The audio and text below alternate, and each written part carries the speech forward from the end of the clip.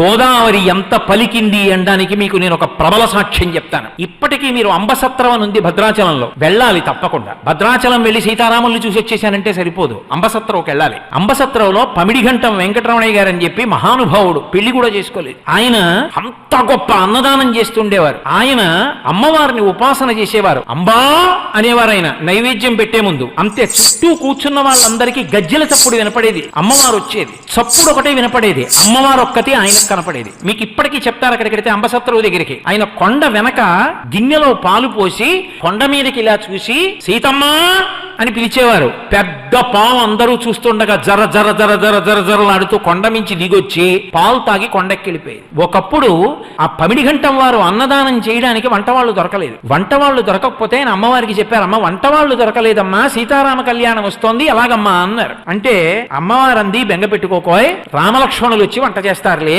అంది. ఆయన ఇలా చూశారు, మంచి దృఢకాయులైన ఇద్దరు, అంతంత ఎత్తు ఆజానబాహుమరవిందదలాయతాక్షం ఇద్దరు వచ్చారు. వచ్చి అయ్యా మీరు వంట కావాలన్నారట, మమ్మల్ని ఎవరో పంపించారు, వంట చేస్తాం, కానీ మీరు లోపలికి చూడకూడదు. వంటశాల తలుపులు వేసి 2 పెద్ద పెద్ద గుండిగలు తెచ్చారు. ఒక మనిషి ఎత్తలేడుదండి, అంతంత గుండిగలు తెచ్చి వంట చేశారు. వంట అంతా అయిపోయింది, బయటికి వచ్చారు. మేము గోదావరిలో స్నానం చేసి వస్తామని వెళ్ళారు, ఇంకా రాలేదు. ఆ తర్వాత వెళ్లి గుండిగల మీద చూస్తే రామగుండిగా లక్ష్మణ గుండిగా అని ఉంది. ఇప్పటికీ మీరు రామలక్ష్మణులు వచ్చి వంట చేసిన గుండిగలు అంబసత్రంలో చూడొచ్చు, ఇప్పటికున్నాయి.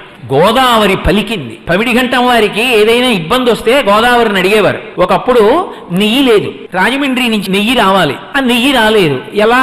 ఆయనకు అనుమానం వచ్చింది, నెయ్యి లేకుండా అభిగారం ఎలా చేస్తారు, భోజనం ఎలా చేస్తారు? అందుకని ఆయన తిన్నగా గోదావరి ఒడ్డుకి వెళ్ళారు. వెళ్లి 2 బిందెలతో గోదావరి నీళ్లు తీసుకున్నారు. అమ్మ 2 బిందెలు నెయ్యి అప్పిప్పించు, నెయ్యి వచ్చిన తర్వాత నీకు ఇచ్చేస్తానన్నారు. అలాగేనంది గోదావరమ్మ. ఆయన ఇంటికి తెచ్చారు. తెచ్చి గోదావరి నీళ్లు కదండి, గోదావరి నీళ్లు కదండి, నెయ్యి ఏమిటండి అన్నారు. వడ్డన మొదలెట్టండ్రా అన్నారు. అన్నీ వడ్డించి అభిగారం చేయడానికి ఆ బిందెలో ఇలా ఉద్ధరిని ముంచారు. నెయ్యి అయిపోయింది 2. ఆ తర్వాత రాజమండ్రి నుంచి నెయ్యి వచ్చింది. 2 నేతి బిందెలు పట్టుకెళ్ళి అమ్మ అప్పుచ్చుకున్నాను కదా పుచ్చుకోని ఇచ్చేశారు. గోదావరిలో కలిపేశారు. నేను అందుకే మీతో మనవి చేస్తున్నా, గోదావరి తల్లి పలుకుతుంది, ఎందరికో పలికింది ఆవిడ. ఆవిడ కడుపులో లక్ష్మీ నృసింహ స్వామిని పెట్టుకుంది. ఆవిడ కడుపులో ఇన్ని పెట్టుకుంది.